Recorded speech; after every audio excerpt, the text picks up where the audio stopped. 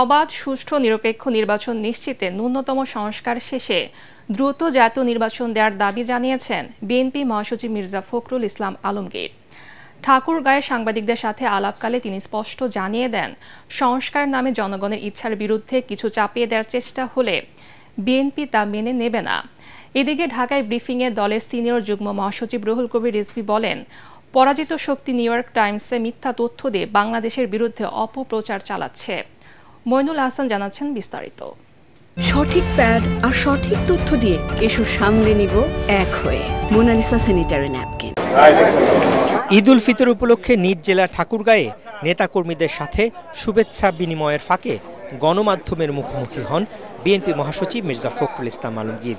এ সময় তিনি বলেন, পরিকল্পিতভাবে সংস্কার ও নির্বাচনকে মুখোমুখি দাঁড় করানো হচ্ছে। আমরা কখনোই এই কথা বলিনি যে আগে নির্বাচন তারপরে সংস্কার। এটা যদি কেউ বলে থাকে, একটা ভুল ব্যাখ্যা দেওয়া হচ্ছে, জনগণকে বিভ্রান্ত করা হচ্ছে। আমরা বলছি যে নির্বাচন সুষ্ঠু, অবাধ, নিরপেক্ষ নির্বাচনের জন্য ন্যূনতম যে সংস্কারগুলো করা দরকার সেটা করতে হবে। তিনি এও বলেন, সংস্কারের নামে কোনো কিছু চাপিয়ে দিলে জনগণ তা মেনে নেবে না। জনগণের নির্বাচিত প্রতিনিধি দ্বারা দেশ পরিচালনার কোনো বিকল্প নেই বলেও মন্তব্য করেন মির্জা ফখরুল। আর যারা এসছেন সংস্কারে, খুব জ্ঞানী মানুষ, পণ্ডিত লোক, বিশাল বিশাল ইউনিভার্সিটি থেকে ডিগ্রি করে এসছেন, তারা দিচ্ছে, তাদেরকে আমরা শ্রদ্ধা করি, সম্মানও করি।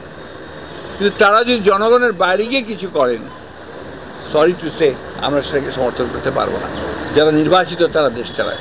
তো এই যে আমরা একটা জুজুর ভয়ে থাকি যে রাজনৈতিক দলগুলো স্বৈরাচার হয়ে ওঠে, স্বৈরাচার হয়ে উঠলে তো আওয়ামী লীগের মতো অবস্থা হয়। এদিকে নয়াপল্টনে দলের কেন্দ্রীয় কার্যালয়ে সংবাদ সম্মেলনে বিএনপির সিনিয়র যুগ্ম মহাসচিব রুহুল কবির রিজভী বলেন, অবৈধভাবে অর্জিত অর্থ ব্যবহার করে আওয়ামী লীগ নেতারা দেশে বিশৃঙ্খলা সৃষ্টির পায়তারা করছে।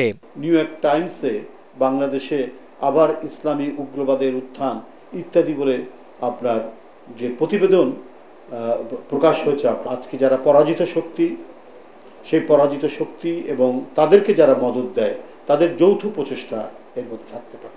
বাংলাদেশের যারা নাগরিক, তারা তো কেউ জানে না এখানে উগ্রবাদের উত্থান হয়েছে কোথায়।